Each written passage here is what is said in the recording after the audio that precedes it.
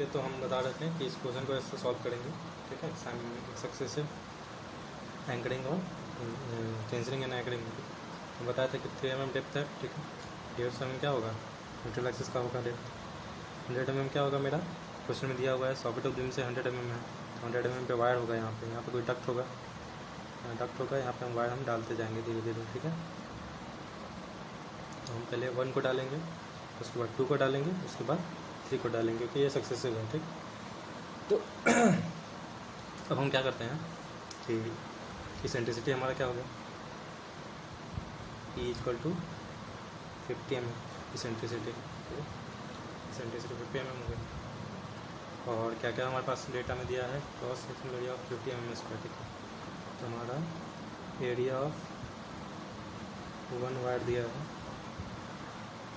50 mm², ठीक है। एक वायर का दिया है एरिया 50 mm²। और क्या दिया है, इनिशियल स्ट्रेस, वायर का इनिशियल स्ट्रेस दिया है, इनिशियल स्ट्रेस वायर इसको कितना दिया है,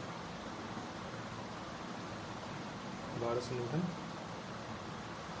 पर mm² दिया है, ठीक है। ये हमारा स्ट्रेस दिया है इनिशियल। तो हम क्या करेंगे, 3 वायर का एरिया निकालेंगे, तो क्या हमको एरिया 3 वायर, तो 3 × 5/4 इंटू कितना वायर का डाया 7 है शायद, अच्छा दिया नहीं है, एरिया सिंगल का दिया है, सिंगल का 50 दिया है, तो 3 का निकालना है, ठीक है। तो हमारा हो जाएगा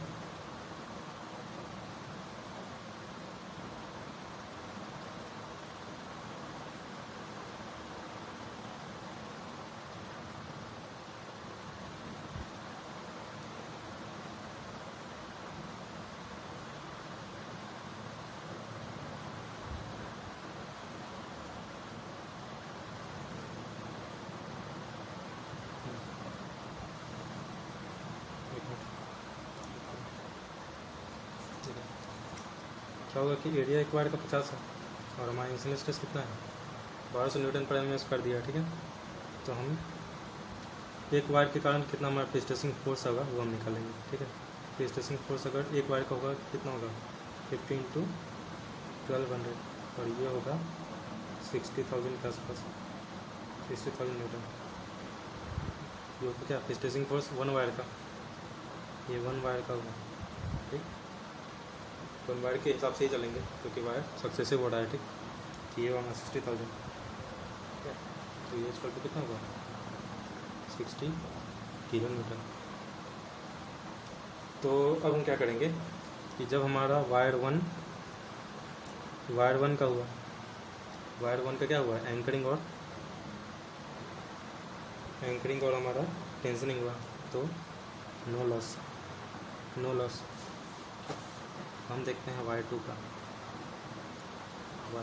अब वायर 2 को हम कर एंकरिंग में जाके, तो वायर 1 में लॉस हो रहा है, तो वायर 1 में उस समय प्रेस्टेसिंग फोर्स क्या था, प्रेस्टेसिंग फोर्स था P = 60 kN, प्रेस्टेसिंग फोर्स हमारा 60 kN था।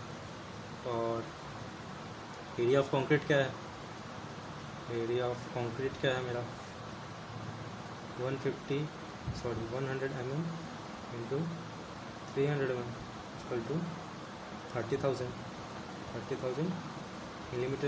एरिया ऑफ कंक्रीट, इससे हमारा क्या हो जाएगा, हमारा क्या आएगा, इससे प्रीस्ट्रेस आएगा कंक्रीट में, ठीक है, E/A। तो प्रीस्ट्रेस निकालते हैं कंक्रीट में, prestress on concrete at the level of wire या cable, at level of wire and cable, तो P/A। ये हमारा डायरेक्ट हुआ, डायरेक्ट कंप्रेसिव फोर्स का। दूसरा हमारा वो क्या हुआ, बेंडिंग स्ट्रेस आएगा, P/I ×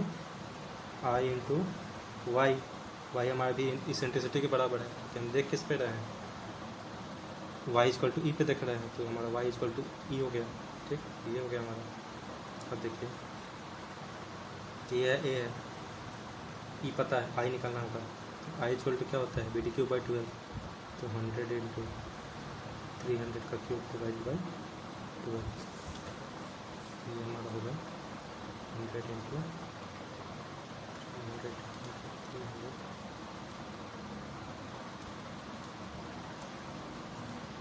225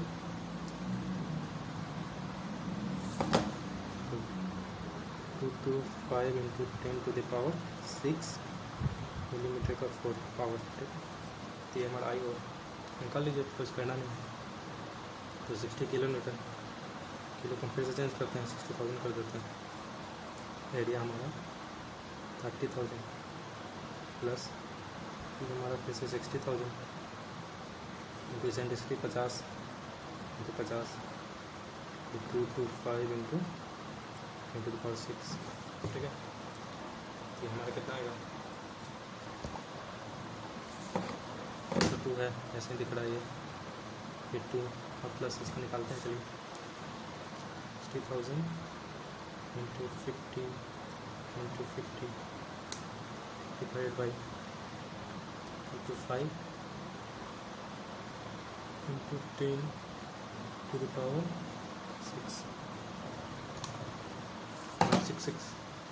167 लिख लेते हैं। तो 2.67 न्यूटन पर एमएम स्क्वायर। ये हुआ क्या, स्ट्रेस ऑन कंक्रीट पे कितना ये स्ट्रेस आ रहा है उस लेवल पे, वायर केबल के लेवल पे। ठीक है, ये हमको पता चल गया, स्ट्रेस पता चल गया उस लेवल पे, तो हमको स्ट्रेन पता चल जाएगा। स्ट्रेन कंक्रीट में कितना है, कंक्रीट में स्ट्रेन इक्वल टू FC/EC, ये FC निकला मेरा। ठीक, FC/EC। और हमारा सेम स्ट्रेन क्या है, सेम स्ट्रेन मेरा हमारा किसमें है, स्टील में। तो स्टील स्ट्रेन कितना होगा, स्टील स्ट्रेन भी क्या होगा FC/EC। ठीक है, वायर 1 के केस में सेम स्ट्रेन है। तो हमारा स्ट्रेस कितना आएगा, तो पता है हमको स्लो से, strain into modulus of elasticity of steel. ठीक है, ES/EC हमारा क्वेश्चन में दिया है शायद, मॉड्यूलर रेशियो 6 दिया है शायद। ठीक है, इंटू FC, तो 6 इंटू ये 6 हो गया मॉड्यूलर रेशियो, और FC 2.67, तो 2.67 इंटू 6 ये हुआ 16.02 न्यूटन पर एमएम स्क्वायर। तो मतलब जब हम वायर 2 को जब हम एंकरिंग और टेंशनिंग कर रहे थे, तो loss of stress in wire 1 कितना हुआ लॉस, 16.02 न्यूटन पर एमएम स्क्वायर। ठीक है, इसी तरह हम वायर 3 के कर रहे थे। ठीक है, वायर 3 को कर रहे थे, तो उस केस में क्या होगा, वायर 1 और वायर 2 में दोनों अलग अलग क्या स्ट्रेसिंग फोर्स लगाएगा, 60 किलो न्यूटन का स्ट्रेसिंग फोर्स लगेगा वायर 1 और 2, और इसी कारण क्या होगा, इलास्टिक फॉर्मेशन होगा वायर 1 और 2 में, और कंक्रीट में दोनों में होगा। तो वायर 1 में भी क्या होगा, लॉस होगा, सेम लॉस होगा, क्योंकि अब एक वैल्यू के लिए हम निकाल चुके हैं, सेम वैल्यू के लिए वही होगा। तो लॉस वायर 1 मतलब एक 60 किलो न्यूटन का हम निकाल चुके हैं लॉस स्ट्रेसिंग फोर्स के लिए। तो हमारा कितना है, 16 है, 16 न्यूटन पर एमएम स्क्वायर। ठीक, तो लॉस इन वायर 2 वो भी कितना होगा, सेम होगा 16 न्यूटन पर एमएम, क्योंकि दोनों में हमने पहले से निकाल के रखा है कि 60 किलो न्यूटन का स्ट्रेसिंग फोर्स दोनों अपना अलग अलग लगा रहे हैं, वायर 1 और 2। जब 3 को हम एंकरिंग और टेंशनिंग कर रहे हैं, वायर 1 और 2 में लॉस 16 न्यूटन पर एमएम स्क्वायर का हो रहा है। तो इस तरह ओवरऑल लॉस कितना हो गया, टोटल लॉस ओवरऑल लॉस क्या है, तो टोटल लॉस हुआ एक बार वायर 1 में हुआ, और तो वायर 3 को किए तो 2 बार हो गया, मतलब वायर 1 में दोबारा हुआ, वायर 2 में एक बार हुआ। तो टोटल मिला के 16 + 16 + 16 = 48 न्यूटन पर एमएम स्क्वायर हुआ। ठीक, और हमारा स्ट्रेस कितना था वायर, ठीक है, तो स्ट्रेस हमारा कितना था चलिए हम इसको नहीं निकल मतलब इससे कंपेयर कर सकते हैं, क्योंकि हर का अलग अलग है।